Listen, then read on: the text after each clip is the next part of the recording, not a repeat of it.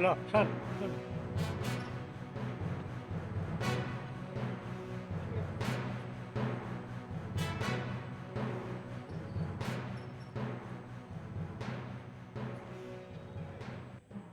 ಯಾರು ಧೈರ್ಯ ಮಾಡಿ ಕೇಸನ್ನು ಕೊಟ್ಟಿರ್ತಾರೆ,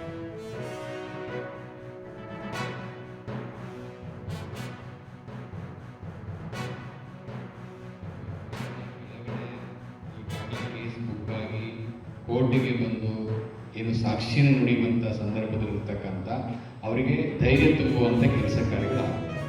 ಅದಕ್ಕೋಸ್ಕರ ಕಾರ್ಯಾಗಾರ ಮಾಡ್ತಾರೆ. ಎರಡನೇದು, ಕಾರ್ಯಾಗಾರ ಮಾಡುವುದರಿಂದ ಒಂದು ಸಾರ್ವಜನಿಕರಿಗೆ, ಸಮಾಜಕ್ಕೆ ಒಂದು ಸಂದೇಶ ಹೋಗಬೇಕು. ಏನು ಅಂತ ಹೇಳಿದ್ರೆ, ಇವತ್ತಿಗೂ ಕೂಡ ನಾವು ಇಂಥ ಒಂದು ಅಸ್ಪೃಶ್ಯತೆಯನ್ನು ಜೀವಂತವಾಗಿ ಇಡೋದು ತಪ್ಪು, ದೌರ್ಜನ್ಯವನ್ನು ಎಸಗೋದು ತಪ್ಪು.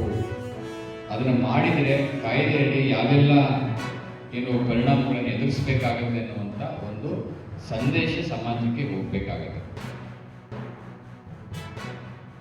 ಈಗಾಗಲೇ ನೊಂದಿದ್ದಾಗ ಅವನ್ನ ಬಲಪಡಿಸುವಂಥ ಶಕ್ತಿ ನಮ್ಮಲ್ಲಿರಬೇಕು. ಮತ್ತು ಸಮಾಜದಲ್ಲಿ ನೋಡಿ, ನಮ್ಮ ಭಾರತ ದೇಶ ಸಂವಿಧಾನದ ನೆಲೆಗಟ್ಟಿನಲ್ಲಿ ನಿಂತಿರುವಂಥ ದೇಶ. ಬಹುಶಃ ವಿಶ್ವದಲ್ಲಿ ಅತ್ಯಂತ ಬೃಹತ್ ಸಂವಿಧಾನ, ಲಿಖಿತ ಸಂವಿಧಾನ ಹೊಂದಿರುವಂಥ ದೇಶ. ಮತ್ತು ನಮ್ಮ Baba Saheb doctor B R Ambedkar ಅವರನ್ನು ಹಾಗೂ ಸಂವಿಧಾನ ರಚನೆ ಮಾಡಿ ಎಲ್ಲರೂ ಸಹ ಇವತ್ತು ನಾವು ನೆನೆಸ್ಕೋಬೇಕು. ಅವ್ರು ಹಾಕೊಟ್ಟಿರುವಂಥ ಆದರ್ಶಗಳಲ್ಲಿ ನಾವು ನಡೆಯಕ್ಕಾಗ್ತಾ ಇಲ್ಲ ಅಂದರೆ ನಮ್ಮನ್ನು ನಾವೇ ಖುಷಿ ಮಾಡ್ತೀವಿ.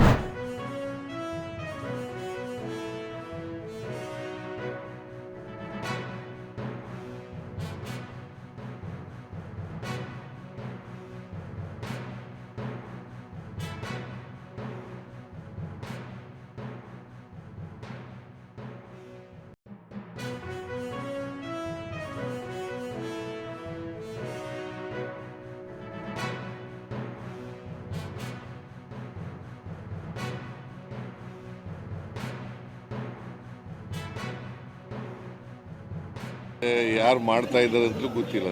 ಸಾಮಾನ್ಯವಾಗಿ ನಮ್ಮ ಹಳ್ಳಿನಲ್ಲಿ ನೆಂಟರು ಬಂದಾಗ ಮಾತ್ರ ನಾಟಿ ಕೋಳಿ ಕುಯ್ಯೋರು, ನೆಂಟರುಗಳು ಬಂದಾಗ.